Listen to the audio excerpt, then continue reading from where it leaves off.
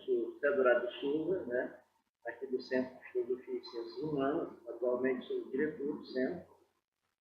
E a minha convivência com o teatro foi dos anos 70 para os anos 80. Né? Na verdade, no sentido da militância, eu fiquei apenas até 82, 83 no teatro. Agora, o início disso tudo foi ainda lá pelo início dos anos 70. Né? E, havia, no primeiro momento, um envolvimento nosso com a questão das comunidades eclesiais de base. Vinculado a isso, havia os grupos de jovens. Era muito forte naquela época, em cima de uma orientação da teologia da libertação, né? Em que a igreja daqui assumiu esse compromisso com a teologia da libertação. E então foram formando-se vários grupos de jovens, onde eu comecei a participar ainda nos anos 60, faz muito tempo. Eu comecei acompanhado de meu irmão, o Antônio Dourado, que era uma referência no movimento jovem, se tornou aqui em Rio Branco, e participei do MFC inicialmente, ainda criança, adolescente, e depois o meu irmão constituiu um grupo Jaque, ligado à paróquia de Santo Inês, no Bosque, da igreja de Santo Inês, e ali então eu comecei a participar mais efetivamente. E uma das atividades muito fortes que nós fazíamos no grupo de jovens eram as chamadas dramatizações. Esse era um termo que a gente utilizava para encenações. A orientação da igreja normalmente vinha no sentido da gente reproduzir passagens da Bíblia, do Evangelho, né? E encenar isso como forma didática de fazer a educação religiosa. Mas em razão, inclusive, desse comprometimento político que a própria igreja tinha, começamos a fazer um outro exercício que era encenar, já que a proposta da teologia da libertação era de ter um Cristo presente, um Cristo humanizado, né? Um Cristo real, né?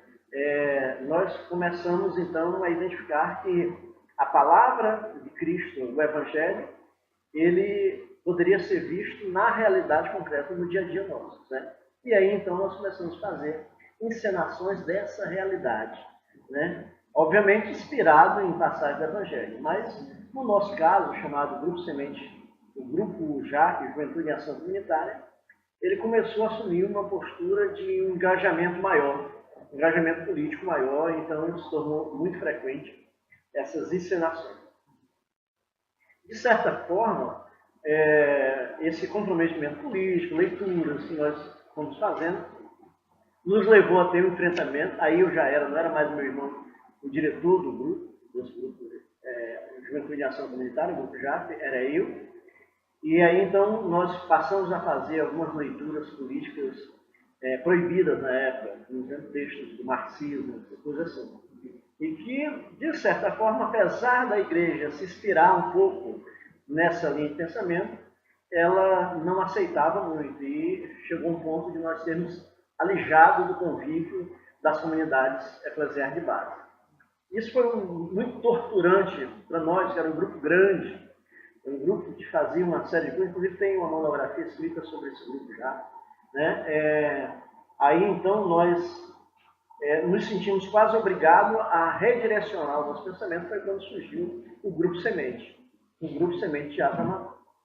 Agora, até então, havia manifestações artísticas, teatrais, né?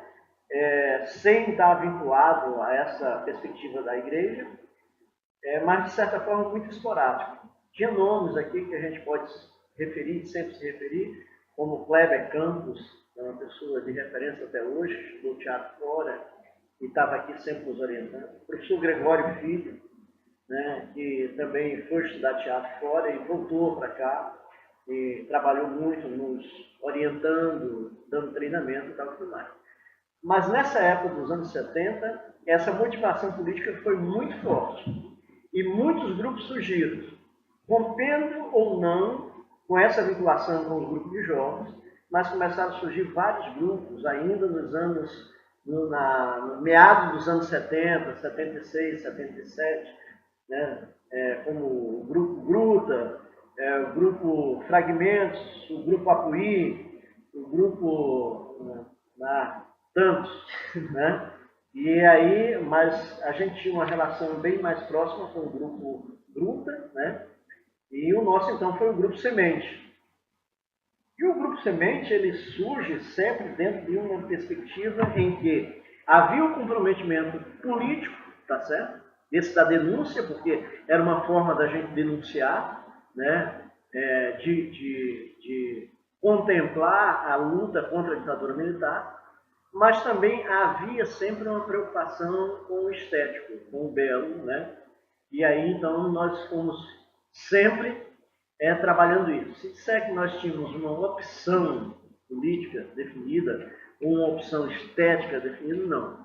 Nós, as próprias pessoas que compunham o grupo, eles não eram comuns assim, não eram unidos, não tinham o mesmo pensamento. Eles se enfrentavam e havia, mas o comprometimento político sempre estava presente.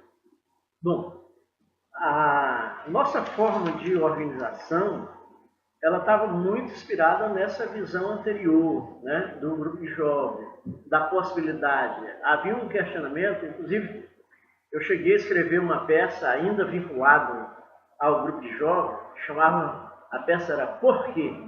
Tá? Essa peça, ela tinha um propósito mesmo, era de colocar que naquela situação em que o Estado estava completamente deteriorado, né, com o autoritarismo, com a violência, né, com a criminalidade, enfim, essa coisa toda.